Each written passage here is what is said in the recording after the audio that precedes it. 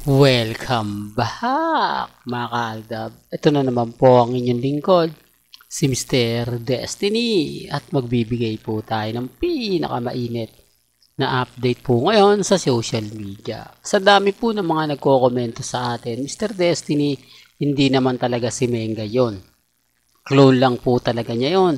At bakit napakahaba na ng balbas ni Congressman Arjo? Kasi kung titignan mo, talaga naman pong kapansin-pansin na kakaiba ang mukha ni Congressman Arjo. Pero hindi tayo namimilit ha. Kung sa akin lang naman po, pagbibigay ng mga update sa mga ayaw maniwala, sa mga nagsasabing fake news ako, wala naman pong problema yon, di po ba? Yan naman po yung kagandahan nyo sa channel ni Mr. Destiny. Lahat ng mga update na gusto nyo pong makita at mapanood, abay kampante lang, di po ba?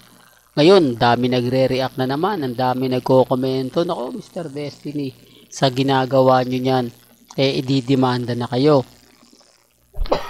ng pamilya Mendoza.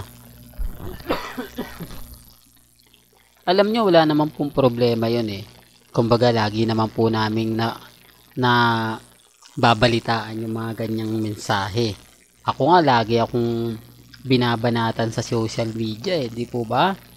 Alam naman po nila mga ka-Aldab na number 1 Aldab nation tayo. Pero ang gusto nga po kasi nila, basagin ako. Ang gusto nga po nila, lagi po tayong madurog. Lalo na nga po, kapag may mga bagay-bagay na, alam na, sabi ko nga po sa inyo, ako, si Mr. Destiny, 101% updated po tayo.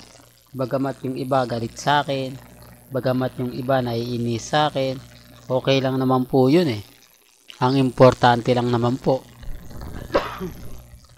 maging updated po tayo. Kahit po sabihin ka na, nako, fake news ka, walang katotohanan yan. Okay lang kasi ramdam naman po natin yung presensya ng Aldab Tapos tayo pa yung trending, tayo pa yung bida. O saan ka pa? Di po ba? Kaya nga po ang daming mga kwento, ang daming mga kumbaga sinasabi na talaga naman pong mapapaisip kayo ng gusto. Although sinasabi ng iba na hindi Mr. Destiny, wala talagang ganyan. Kumbaga gawa-gawa niyo. Remind ko lang po sa inyo, hindi po ako mahilig mag-edit. Never po tayong gumagawa ng ganyan para lang po makuha yung atensyon ng mga ilang netizen. Kasi para saan nga po ba yung edit ko? Kung gagawin ko yan. Para lang po yan sa 2022 o 2020 hanggang 2024. Pero, kumbaga, hindi ko na kailangan po yung mga taong yon. Kasi sa totoo lang po, hindi kami masyado magkakaintindihan. Hahanapan po nila ako ng ebidensya at resibo kada update natin. Hindi po katulad ng Aldab Nation na tayo-tayo lang naman po talaga yung nagkakaintindihan. Tayo-tayo lang naman po talaga yung nagkakaunawaan na pag sinabi ng mami, alam mo Mr. Destiny, kumbaga nakakausap ko si Alden, talagang sinabi ni Alden na ganito, ganyan, di po ba? Tapos, pupunta siya sa mga sinihan, may mga mamis na magtatanong, tapos sasabihin ni Alden, kampante lang po kayo. Yan lang naman po yung binibigay sa akin at pinangahawakan ko.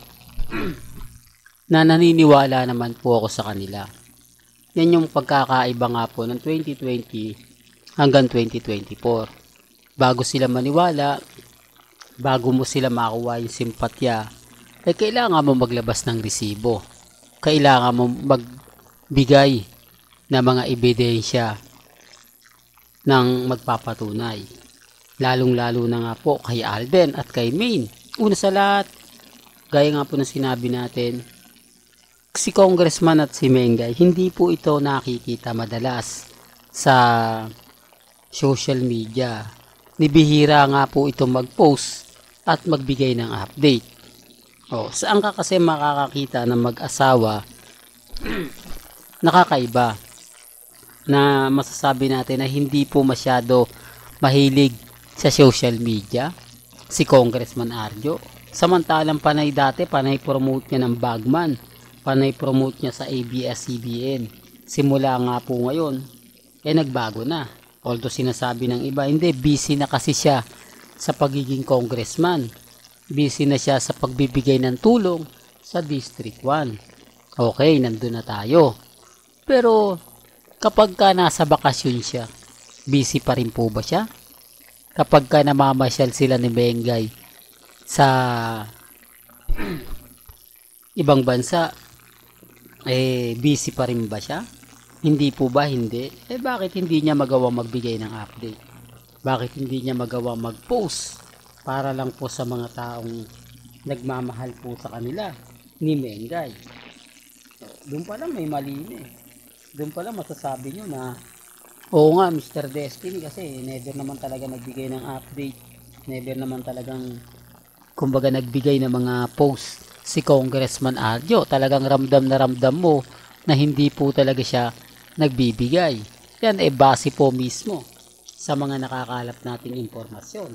At syempre, base na rin yan sa mga post ni Mengay sa kanyang Instagram. Kaya nga dun sa kumbaga in-update natin, hindi po ba may bigote? Biruin mo, 3 araw ang post. Tapos pag uwi ng Pilipinas, kumbaga mahaba na yung bigote.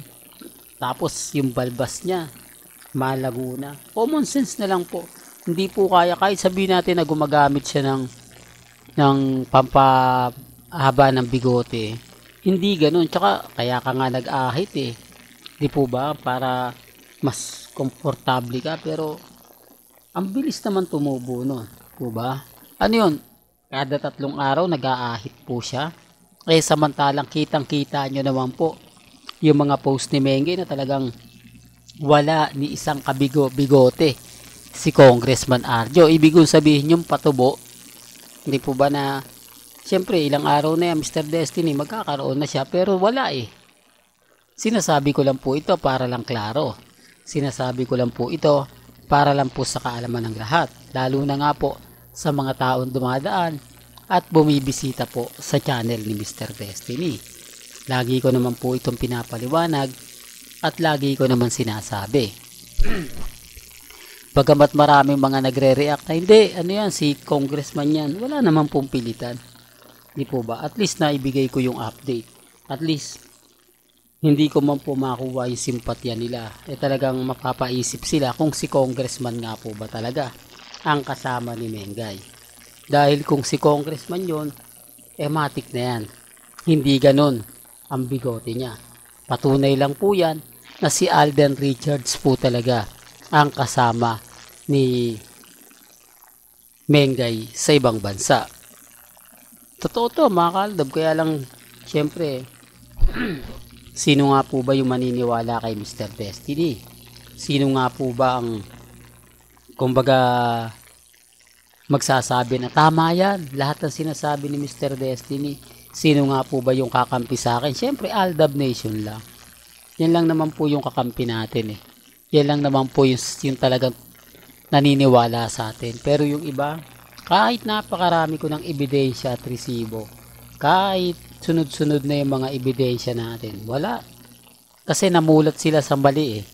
Nakita nila na yun ang paniniwala po nila. Kaya nga sabi ko sa inyo, kapag tayo hahanapan at hahanapan tayo ng ebidensya at resibo. Kaya nga po hindi ko na inag-e-edit eh. Kasi ano yan, kada upload ko magbibigay ako ng mga edited picture. Ano sinasabi ko mga kaaldab na kapansin-pansin. Lalo na po si Alden Richards, hanggang ngayon single pa. Saan ka naman makakita na stable na yung buhay mo, pero nananatili ka pa rin single. Nananatili ka pa rin na walang karelasyon. Ibig sabihin lang po niyan, meron na. Sabi nga ni Yorme, may magagalit sa'yo mamayang gabi. At sino nga po ang magagalit sa kanya nung araw din na yon? Si Mengay lang siyempre ang may karapatang magalit kay Alden Richards. Well, hanggang dito na lang po ang ating latest updates. Kaya kung bago ka lang sa channel na to at isa kang true-blooded Aldab Nation, na nagmamahal kina Mengay at Isoy, tama po ang channel na pinuntahan mo, kaya consider na po kitang bagong subscriber. At huwag mong kalimutang i-share ang mga video po natin sa mga mami, sa mga titas, at sa mga senyor. Hanggang sa muli, salamat po sa panonood at pakikinig.